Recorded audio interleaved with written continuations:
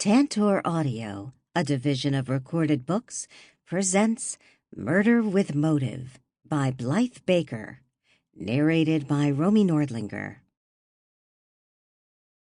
Chapter 1. I never liked October. I preferred the richness of the emerald grass of July, the sunlight streaking through the dense green leaves of the forests surrounding our summer home in the country. I preferred sitting out underneath the stars after spending the day by the lake in the heat, the kiss of the sun still fresh on my cheeks. Yes, the ambers, golds, and rubies of the leaves in autumn might be lovely to look at, and the change in the air as Christmas drew closer gave everyone a bit wider of a smile. But winter meant dark gray skies and heavy snows. There seemed to be so little life left as the months dragged on. The change in seasons did mean, however, that the number of balls and galas my family was to attend in the city would increase. It meant more jovial atmospheres, more times in which we had something to look forward to. It was at one such gala that I found myself one evening trying my best not to shiver in the velvet chair around one of the many circular tables in the room. "It's a lovely place, really," Mother said, looking about, the drink in her hand sloshing against the side of the glass. "This hotel they've chosen. What's its name?" "The Vandergrift Hotel," I told her, rubbing my hands over my arms. Why had I allowed the coat checker to take my furs? I should have known it would be frigid. Mother nodded approvingly, the blue peacock feathers of her bejeweled headband bouncing. "Yes, a fine place indeed. Brand new, too. We must be some of the first people to enjoy its splendor." She spread a hand out before her, chuckling to herself as she did so. I heard a scoff from across the table, and my eyes fell upon Joan, or Jo, as I had called her since I'd learned to speak. As she was only 2 years younger than I, we might have been able to pass as twins when we were younger, but not so much now. She and I both shared the same dark hair as our mother, but she had inherited Mother's pointed nose, where I seemed to have a smaller version of our father's nose, slightly turned up at the end. Jo's blue eyes, a few shades darker than mine, lit on our mother now. "Mother, how many drinks have you had?" she asked. "Only 2, darling," Mother said, the color in her cheeks betraying her. "Don't fuss over me so. I am simply trying to enjoy this beautiful space." It was beautiful, I would give her that much. I stared around, my arms folded tightly across my silver sequined dress that was far too thin for a night as bitter as tonight. The Vandergrift Hotel had been built just recently, and the rooms in which some of the guests were staying had never been graced with the company of overnight stays. This night would be their first, and from what I'd heard, they were as comfortable as they were luxurious. The foyer where the gala was being held was more glamorous than many ballrooms I'd had the pleasure of being in. Windows stretched from floor to ceiling, draped in silk curtains of deepest blue, which seemed to blend seamlessly with the New York skyline that could be seen through the glass. The floor had been laid with polished marble tiles, alternating pearly white and ebony black. An elaborate staircase, nearly 12 feet wide, met the floor in the center of the room, like the neck of an elegant swan touching the surface of a pond with its beak. Above, the ceiling stretched all the way to the top of the building, each floor with an opening overlooking the foyer below. It almost made me dizzy, staring straight up to see the people mingling on the landings above, gazing down at me. "Ah, I am pleased to hear you are enjoying yourself," came a voice from behind us. I looked over my shoulder to see one of our father's friends, Mr. Frank Morrow. He grinned at Mother, his honey-brown eyes crinkling at the corners behind the lenses of his round glasses.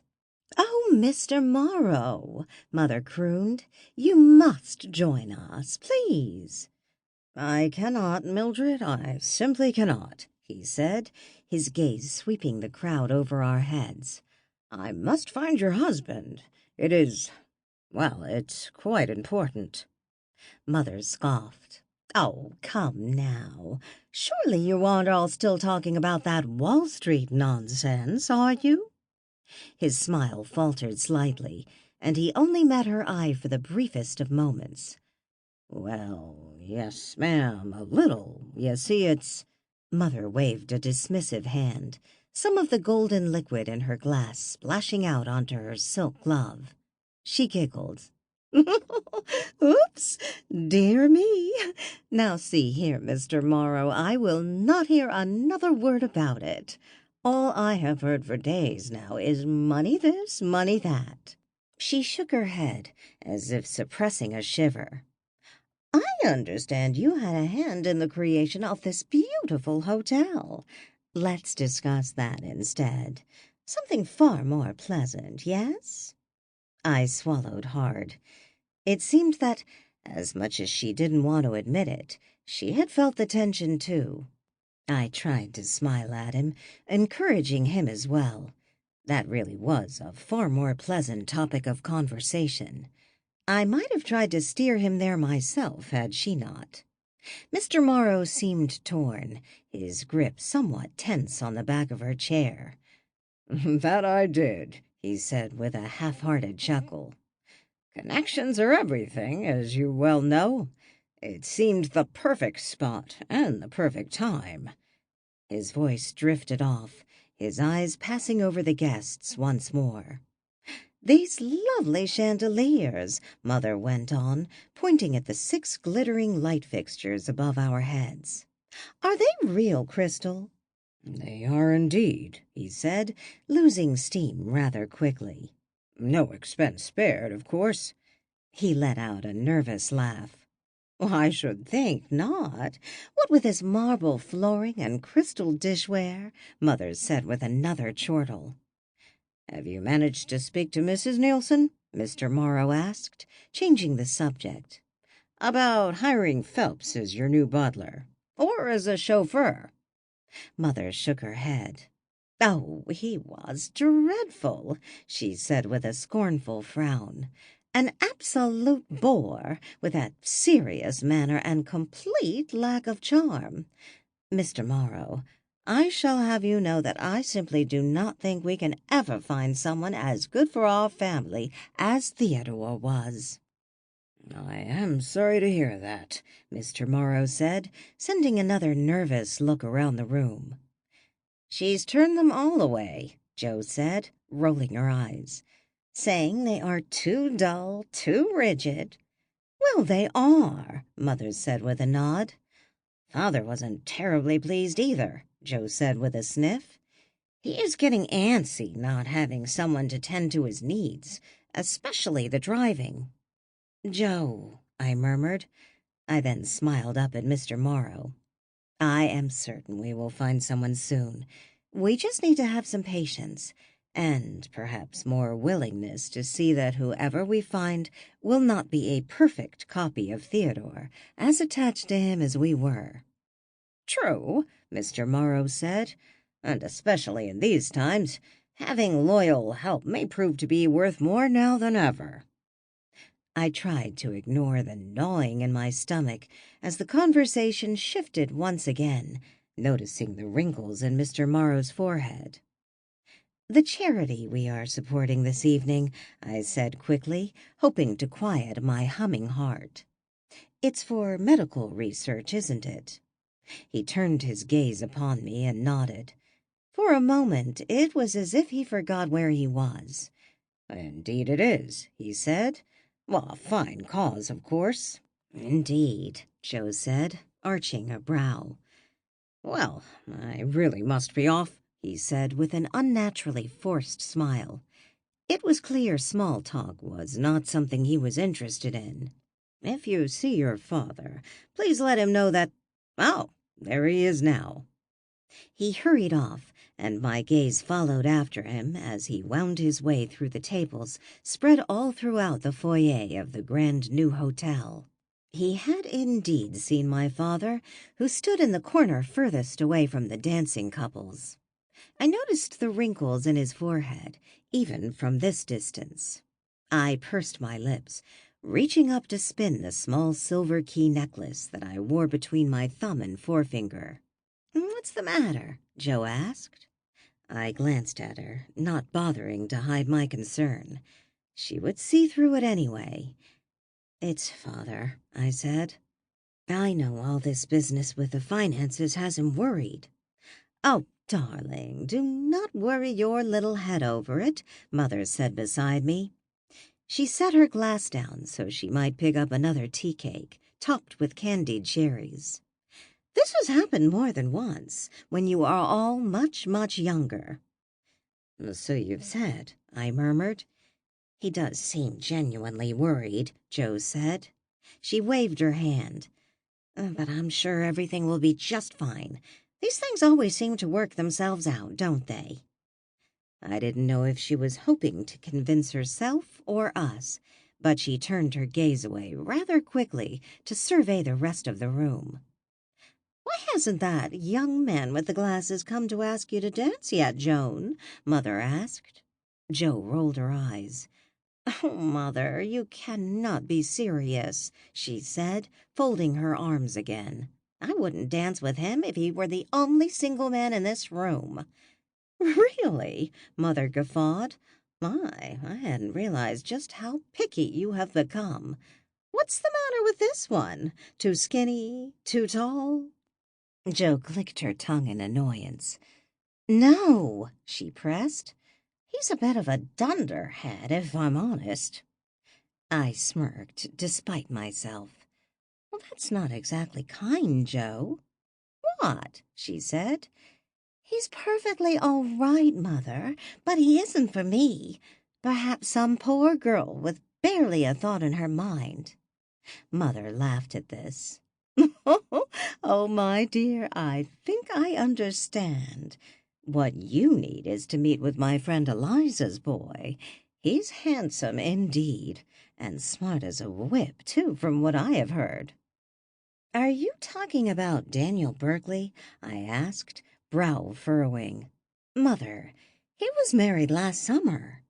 "Oh, well, I suppose he was, wasn't he?" she asked, and laughed again. "I'm going to get some more coffee," Joe said, rising to her feet. "Why don't you accuse Sylvia of not having someone to dance with, too?" "Oh, but dear, they shall bring it to you," Mother said. "Just wait for the waiter to come back around. It shouldn't be long." Joe didn't answer, leaving us behind. I sighed. It seemed it was time for me to go and make sure she was all right, or at the very least, give Mother some space. I didn't want to give her the chance to do as Joan had suggested. "I shall go after her," I said. "Make sure she doesn't get into any trouble." "See that you do, darling, see that you do," Mother said, picking up her glass once again, bringing it straight to her lips.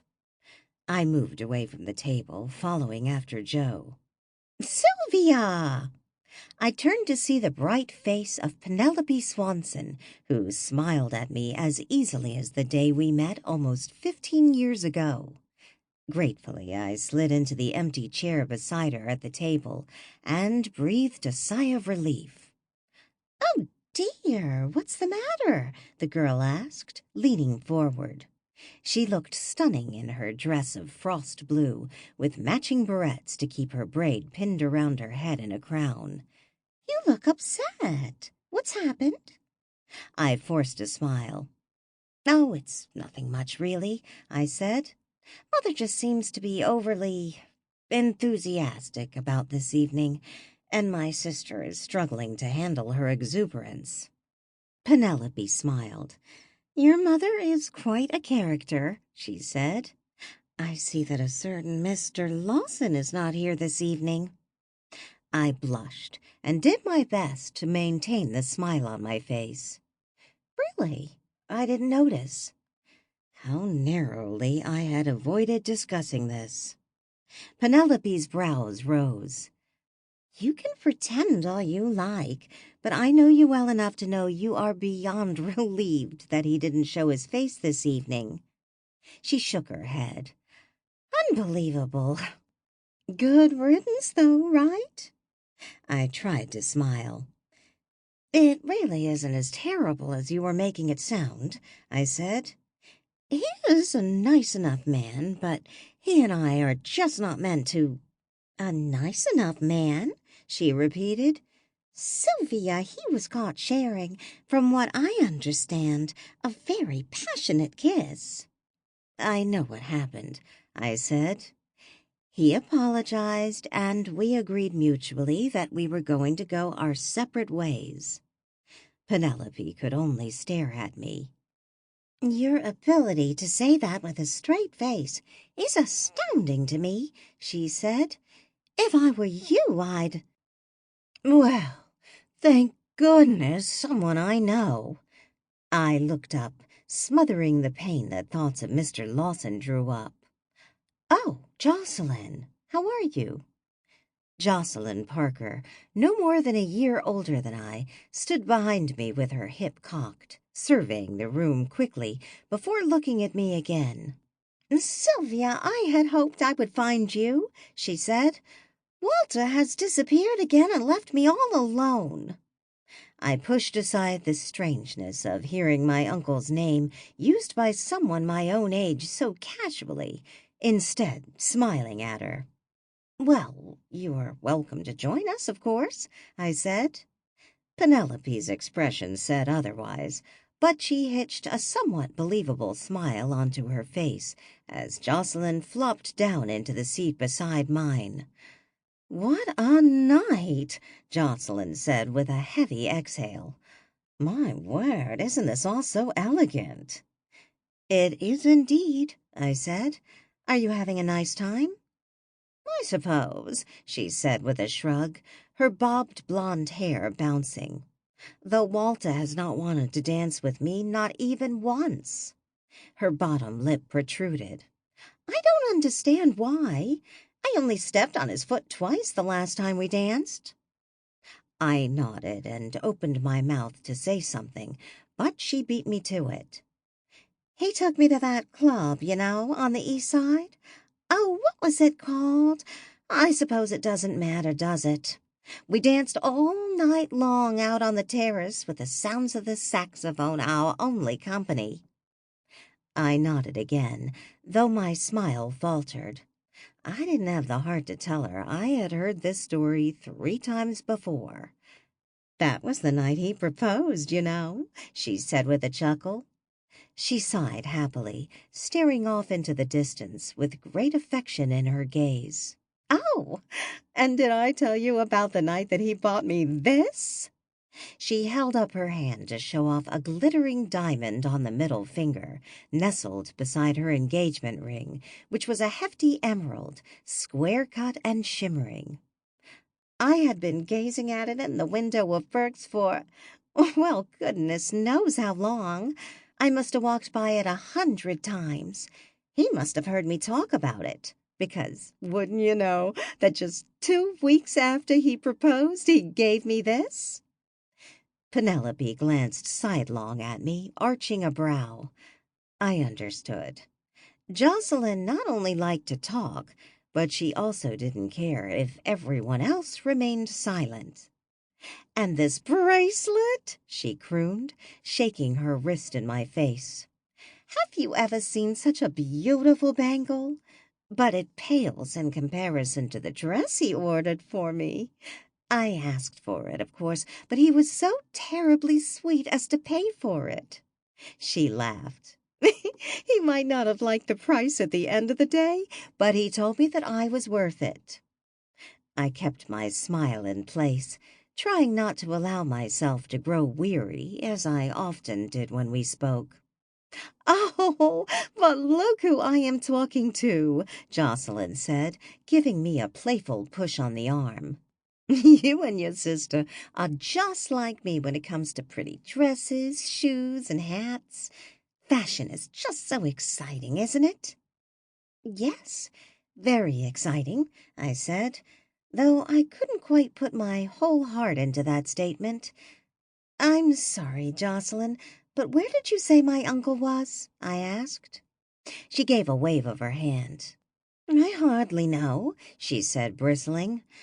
Likely still up in his room. He said your father wanted to speak with him about something. I imagine they is still there if he isn't down here with me. I glanced over my shoulder toward the corner where I had seen my father standing earlier, alongside some of his friends and colleagues. I could no longer see him.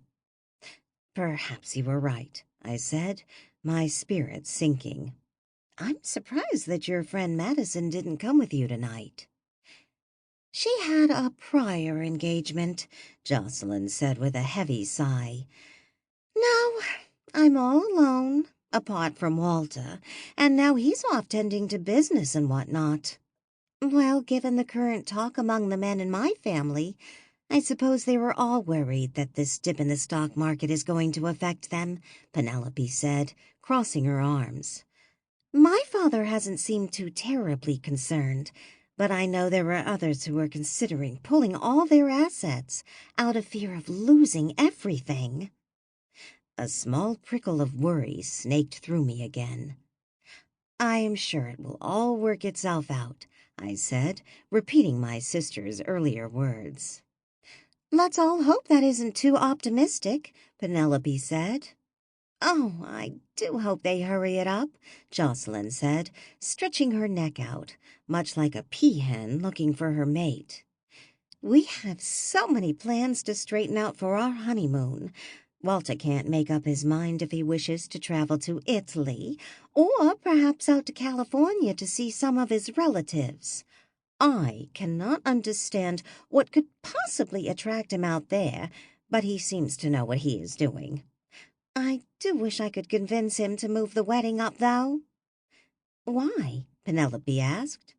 Aren't you to be married soon? Before December, yes, she said, frowning. But I think it would just be better for the both of us if we were married sooner. That is interesting, I mused. She seems genuinely worried.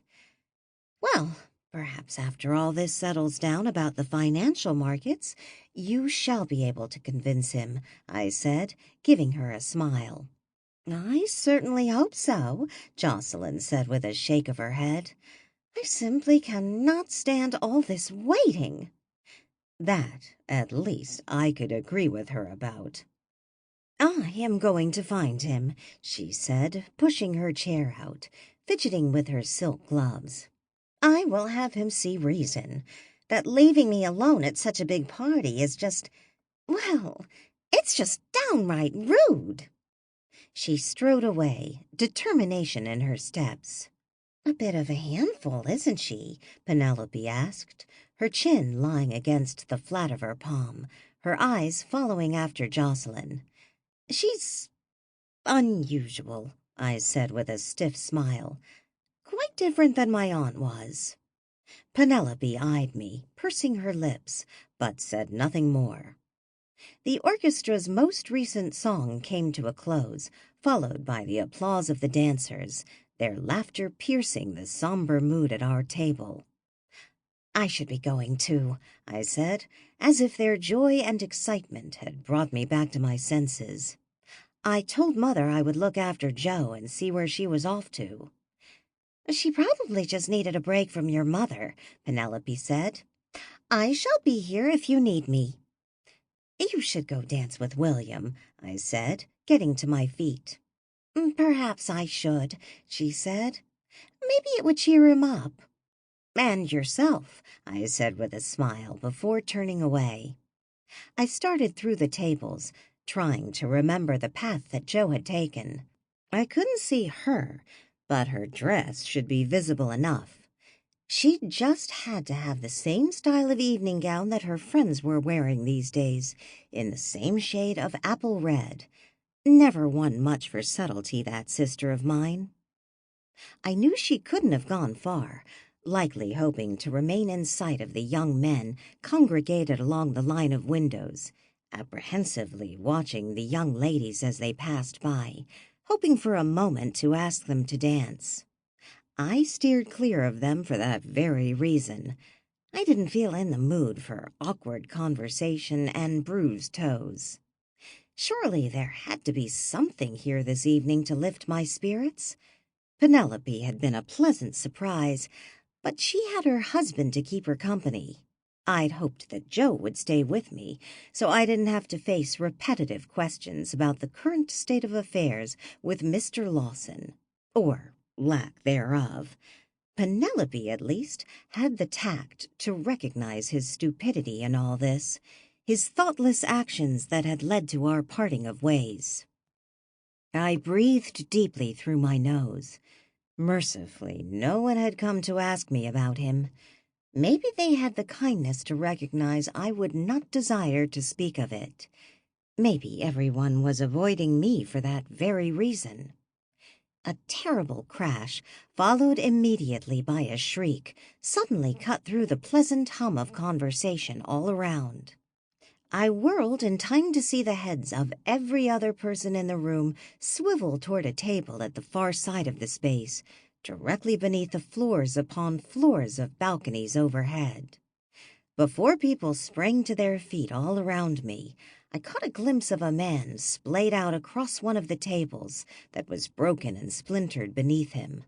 My mind went blank, my mouth going dry, even as my heart knocked against my ribs. A bird caught in a cage, trying to take flight. Instantly, the room erupted into chaos. Chapter 2. I had read in a dozen different novels about a pivotal moment in a character's life, one so earth-shaking that it changed the course of the heroine's very existence. One such book had described a terrifying moment, as if time itself had slowed, every sense becoming heightened, every color vivid and sharp. This had been but a fictional concept to me, and it had never troubled me that I might never experience the twisting, gnawing fear that had seemed so important to the stories I knew and loved.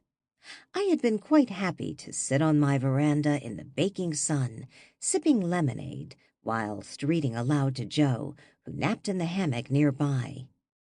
It all became real, however, when my eyes fixed on the man that had fallen upon the table. The first thought to cut through the confusion in my mind was that the scene didn't seem real. It couldn't be.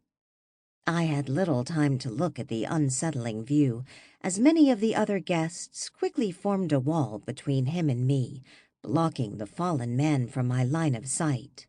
These same guests, it seemed, also lost all sense of reason as they began to push and shove not only me, but to jostle one another out of the way so they might escape the frightening scene as quickly as they could.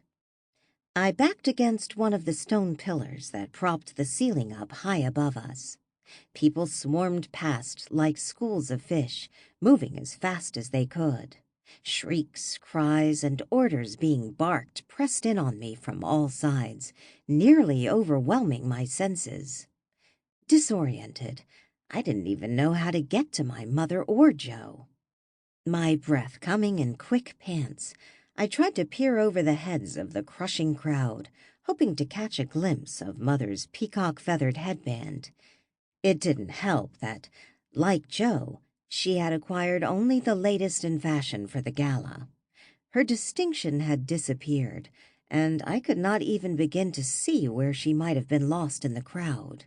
"Get out of my way!" cried a rotund woman, shoving me off balance. I gasped as I tumbled to the ground, slamming against the marble floors I had admired just a short time ago. My hands came out in front of me, my arms buckling as I hit the tiles. I curled up in a ball as people stampeded by and covered my head with my throbbing hands and burning, stinging fingers. "He's dead!" I heard someone cry. "He fell!" another said. Shuffling movement ceased around me, and I lifted my head enough to see the underside of a nearby table. I crawled over to it, using the seat of the chair to pull myself to my feet. More people scurried by. Come on, my darling, don't... Sample complete. Ready to continue?